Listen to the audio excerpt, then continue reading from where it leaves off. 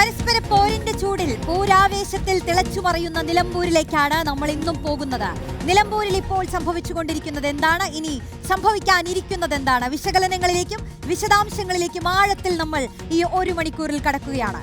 മുഖ്യമന്ത്രിയുടെ മലപ്പുറം പരാമർശം UDF ആയുധമാക്കുമ്പോൾ KC വേണുഗോപാലിന്റെ ക്ഷേമ പെൻഷൻ പ്രസ്താവനയാണ് ഇടത് ക്യാമ്പിൽ ചർച്ച. തെരഞ്ഞെടുപ്പ് പ്രചരണത്തിനിടയിൽ അദ്ദേഹം പ്രാസം ഒപ്പിച്ച് പ്രസംഗിച്ച് ആവേശം കൊണ്ട് പറഞ്ഞതാണ്. അപ്പോൾ അത് 62 ലക്ഷം ആളുകളും കൈക്കൂലി മേടിച്ചിട്ട് വോട്ട് ചെയ്യുന്നവരാണെന്ന നിലയിൽ പറഞ്ഞത് അത് ശരിയല്ല, അങ്ങനെ പറയാൻ പാടില്ല, അത് അദ്ദേഹം പിൻവലിക്കണമെന്ന് ഞങ്ങൾ പറഞ്ഞത്. അത് അദ്ദേഹം എന്തെങ്കിലും ഒരു ദുഷ്ടബുദ്ധി കൊണ്ട് പറഞ്ഞതുമാവില്ല. പക്ഷേ കോൺഗ്രസിന് അങ്ങനെ ഒരു നിലപാടുണ്ട് എന്നാണ് എനിക്ക് തോന്നുന്നത്. ഞാൻ മനസ്സിലാക്കിയിരുന്നത് കോൺഗ്രസ് ആ നിലപാടിൽ നിന്ന് മാറിയിരുന്നു. അവരുടെ ഭരണകാലത്ത് അവർ പെൻഷൻ വർദ്ധിപ്പിക്കുകയോ അത് കൊടുക്കുകയോ ഒന്നും ചെയ്യില്ല. പക്ഷെ ഇങ്ങനെ പരസ്യം പറയാറില്ല, അതെന്താണെന്നുള്ളത് എനിക്കും പിടികിട്ടുന്നില്ല. ഈ പെൻഷൻ കുടിശ്ശികക്ക് എന്താണ് കുടിശ്ശിക കൊടുക്കാനുള്ള പ്രയോറിറ്റി എന്താണെന്നാണ് എൻ്റെ ചോദ്യത്തിൻ്റെ ഉദ്ദേശം. അതിനെ വളച്ചൊടിച്ച് ആ ഒരു ഭാഗം മാത്രം വളച്ചൊടിച്ച് ഞാൻ ജനങ്ങളോട് കൈക്കൂലി വാങ്ങുന്നു എന്ന് പറഞ്ഞാൽ ഇത് ആർക്ക് വിശ്വസിക്കാൻ പറ്റുന്നു?